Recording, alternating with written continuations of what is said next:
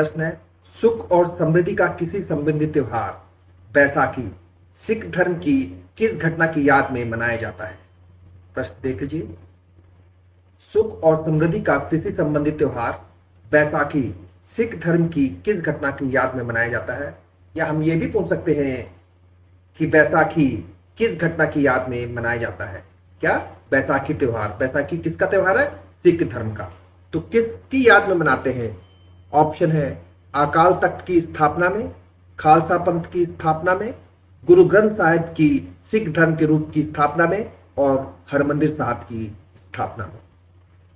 तो बताइए दोस्तों, आप लोग बैसाखी त्योहार जो है वो किस लिए मनाया जाता है?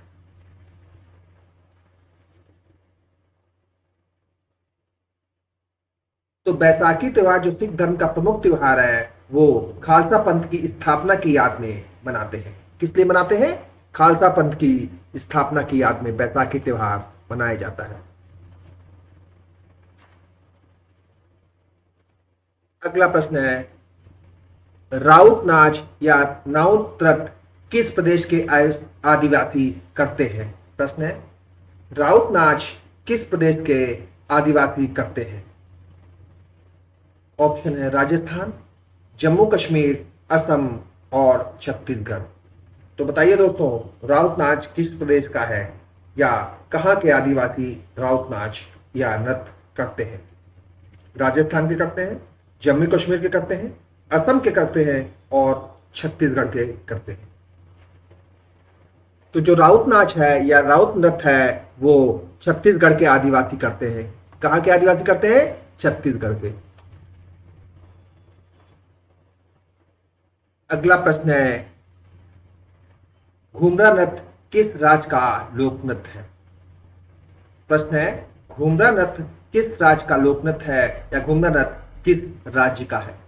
ऑप्शन है उड़ीसा, मध्य प्रदेश, कर्नाटक और महाराष्ट्र। तो बताइए आप लोग, घूमरा किस प्रदेश का लोक नृत्य है? उड़ीसा का है, महाराष्ट्र का है, मध्य प्रदेश का है या कर्नाटक का है?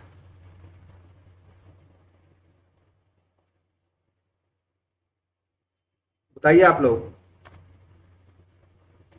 तो दोस्तों, जो घूमरा लोक नृत्य है वो उड़ीसा का है। कहां का है घूमरा लोक नृत्य? उड़ीसा का। अगला प्रश्न है, उड़ीसा स्कूल, चंदेल स्कूल और सोलंकी स्कूल किस स्थापत्य शैली की 3 उप शैलियां हैं? प्रश्न एक बार फिर से देख लीजिए। Orissa school, Chandel school, Solanki school किस स्थापत्य शैली की 3 उप शैलियां हैं? ऑप्शन है नागर शैली की, कलिंग शैली की, द्रविड़ शैली की और इनमें से कोई नहीं। तो बताइए, उड़ीसा, चंदेल और सोलंकी स्कूल किस शैली की उप शैलियां हैं?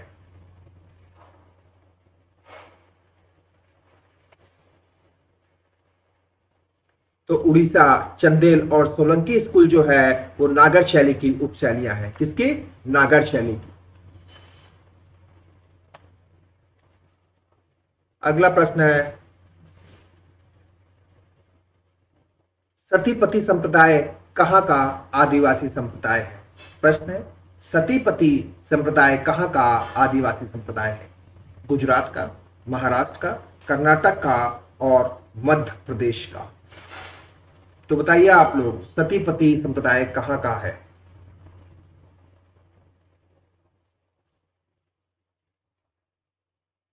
तो सतीपति संप्रदाय जो है वो गुजरात का आदिवासी समुदाय है। कहां का?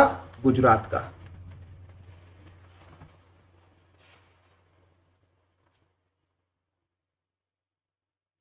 अगला प्रश्न है, राजगीर महोत्सव किस प्रदेश में मनाया जाता है? प्रश्न है, राजगीर महोत्सव किस प्रदेश में मनाया जाता है? ऑप्शन है राजस्थान, बिहार, उत्तर प्रदेश और मध्य प्रदेश। तो बताइए आप लोग, राजगीर महोत्सव किस प्रदेश में मनाते हैं? राजस्थान में मनाते हैं, बिहार में मनाते हैं कि उत्तर प्रदेश में मनाते हैं कि मध्य प्रदेश में मनाते हैं?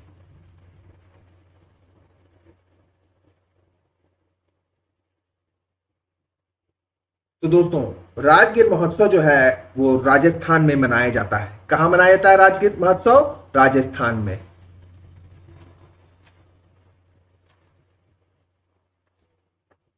अगला प्रश्न है, कौन सा लोक नृत्य बिहार से संबंधित है? कौन सा लोक नृत्य बिहार से संबंधित है? विधि, जगराना, छोरा और विदेशिया। तो बताइए कौन सा लोक नृत्य इनमें से बिहार से संबंधित है? विधि संबंधित है, जगराना संबंधित है, छोरा संबंधित है और विदेशिया संबंधित है। तो इनमें से जो विदेशिया लोक नृत्य है वो बिहार से संबंधित है। कौन सा? विदेशिया लोक नृत्य बिहार से संबंधित। अगला प्रश्न है, सिख धर्म के संस्थापक गुरु नानक का जन्म स्थान कौन सा है? प्रश्न है, सिख धर्म के संस्थापक गुरु नानक साहब का जन्म स्थान कौन सा है? ऑप्शन है शंकरगढ़, सुल्तानपुर, नानकाना साहिब और शाहपुर। तो बताइए दोस्तों, गुरु नानक साहब का जन्म स्थान कौन सा है? शंकरगढ़ में जन्मे, सुल्तानपुर में जन्मे, नानकाना साहिब में जन्मे या शाहपुर में जन्मे?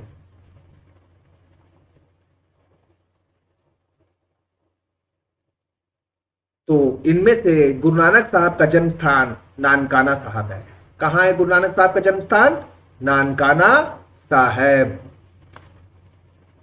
अगला प्रश्न है, शक संवत का पहला महीना कौन सा है? या शक संवत का पहला महीना है बैसाख, चैत, फाल्गुन और पौष। तो बताइए दोस्तों, शक संवत का पहला महीना कौन सा होता है? बैसाख होता है, चैत होता है, फाल्गुन होता है और पौष होता है। तो शक संवत का पहला महीना चैत होता है। कौन सा होता है शक संवत का पहला महीना? चैत। अगला प्रश्न है, कोणार्क का सूर्य मंदिर किस शैली की वास्तुकला का उदाहरण है? प्रश्न है, कोणार्क का सूर्य मंदिर किस शैली की वास्तुकला का उदाहरण है? पंचायतन शैली, द्रविड़ शैली, उड़ीसा शैली और इनमें से कोई नहीं। तो बताइए, कोणार्क का जो सूर्य मंदिर बनाया है वो किस शैली की वास्तुकला का उदाहरण है? पंचायतन शैली का है, द्रविड़ शैली का है, उड़ीसा शैली का है और किसी भी शैली का नहीं है। तो कोणार्क का सूर्य मंदिर जो बना है वो उड़ीसा शैली की वास्तुकला का उदाहरण है। किस शैली की? कोणार्क का सूर्य मंदिर उड़ीसा शैली की वास्तुकला का उदाहरण है।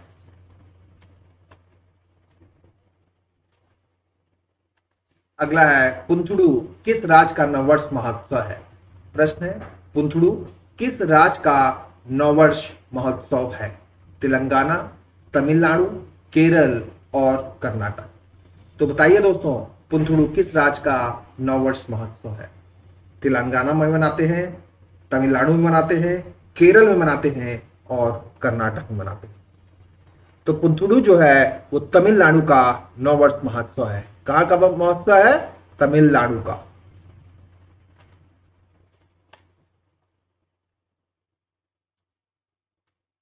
अगला प्रश्न है, शाल बुनने के लिए इस्तेमाल किए जाने वाला पारंपरिक कपड़ा शाफी लैंकी निम्नलिखित में से कौन से राज्य का जीआई उत्पाद है? प्रश्न है, शाल बुनने के लिए इस्तेमाल किए जाने वाला पारंपरिक कपड़ा शाफी लैंकी निम्नलिखित में से कौन से राज्य का जीआई उत्पाद है? असम का, मणिपुर का, जम्मू कश्मीर का और आंध्र प्रदेश का। तो इनमें से शाल बुनने में उपयोग किए जाने वाला पारंपरिक कपड़ा मणिपुर का जीआई उत्पाद है। कहां का उत्पाद है? मणिपुर का। अगला प्रश्न है, निम्नलिखित में से कौन सा एक नृत्य नाटक है? प्रश्न है, निम्नलिखित में से कौन सा एक नृत्य नाटक है? कथकली, मणिपुरी, ओडिसी और भरतनाट्यम। तो बताइए, इनमें से कौन सा एक नृत्य जो है वो नाटक है? कथकली, मणिपुरी, ओडिसी और भरतनाट्यम। इनमें से जो कथकली है वो एक नृत्य नाटक है। कौन सा? कथकली जो है वो एक नृत्य नाटक है। अगला प्रश्न है, कौन सा मंदिर चोल साम्राज्य से संबंधित है? प्रश्न है, कौन सा मंदिर चोल साम्राज्य से संबंधित है? कैलाशनाथ का मंदिर चोल साम्राज्य से संबंधित है।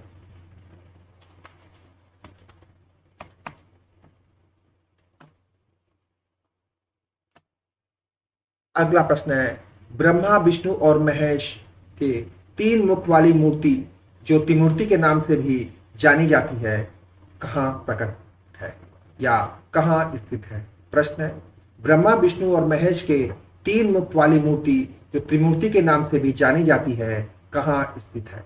एलोरा की गुफाओं में, अजंता की गुफाओं में, एलिफेंटा की गुफाओं में और कालबा की गुफाओं में।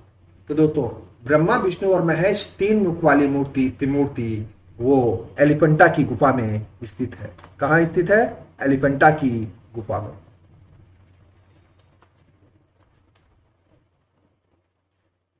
प्रश्न है, चक हाओ एक प्रकार के चावल जिसे हाल में ही जीआई टैग मिला है, इसका उत्पादन कहाँ होता है?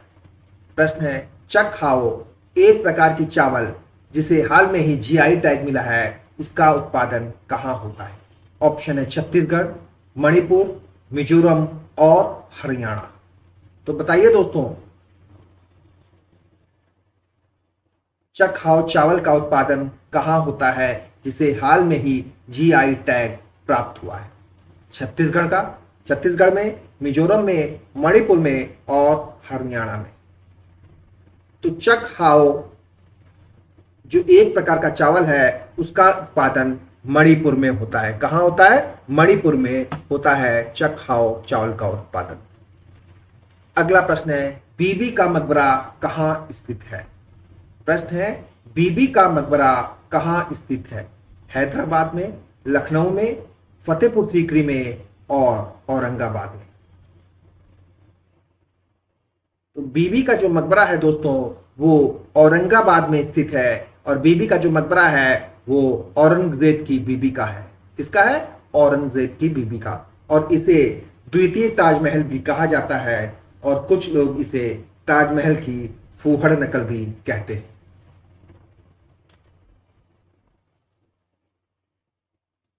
अगला प्रश्न है, इनमें से कौन सी मूर्ति चोल काल की सबसे प्रसिद्ध मूर्ति है? प्रश्न है, इनमें से कौन सी मूर्ति चोल काल की सबसे प्रसिद्ध मूर्ति है? मरुगन की मूर्ति, नटराज की मूर्ति, वेंकटेश्वर की मूर्ति और विष्णु की मूर्ति। तो बताइए, चोल काल की सबसे प्रसिद्ध मूर्ति इनमें से कौन सी है?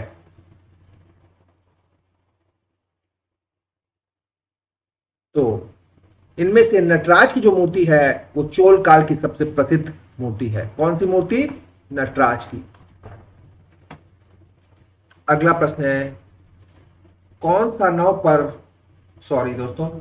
सा नववर्ष उत्सव नहीं है? प्रश्न है, इनमें से कौन सा नववर्ष उत्सव नहीं है? कीर्तिगाई, उडगी, गुड़ी पाड़वा और पुंथुडू। तो बताएं आप लोग, इसमें से कौन सा नववर्ष का त्योहार या उत्सव नहीं है? तो इसमें से जो कार्तिकई है वो नववर्ष का उत्सव नहीं है। कौन सा? कार्तिकई। अगला प्रश्न है, भारत में सबसे पुरानी जीवित चट्टानों को काटकर बनाई गई गुफाएं बराबर पहाड़ी गुफाएं कहां स्थित है? या प्रश्न ये भी पूछ सकते हैं कि बराबर की गुफाएं कहां स्थित है? ऑप्शन है बिहार में, मध्य प्रदेश में, महाराष्ट्र में और आंध्र प्रदेश में। तो दोस्तों, जो बराबर की पहाड़ी गुफाएं हैं वो बिहार में स्थित है। कहां स्थित है? बिहार में। अगला प्रश्न है, इनमें से किस संप्रदाय की स्थापना संत तुकाराम ने की थी? प्रश्न है, इनमें से किस संप्रदाय की स्थापना तुकाराम ने की थी? ऑप्शन है परनामी संप्रदाय, वारकरी संप्रदाय, रुद्र संप्रदाय और श्री संप्रदाय। तो बताइए दोस्तों, तुकाराम ने या संत तुकाराम ने किस संप्रदाय की स्थापना की थी?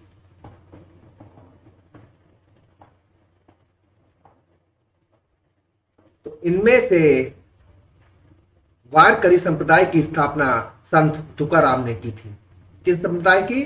वारकरी संप्रदाय की स्थापना संत तुकाराम ने की थी।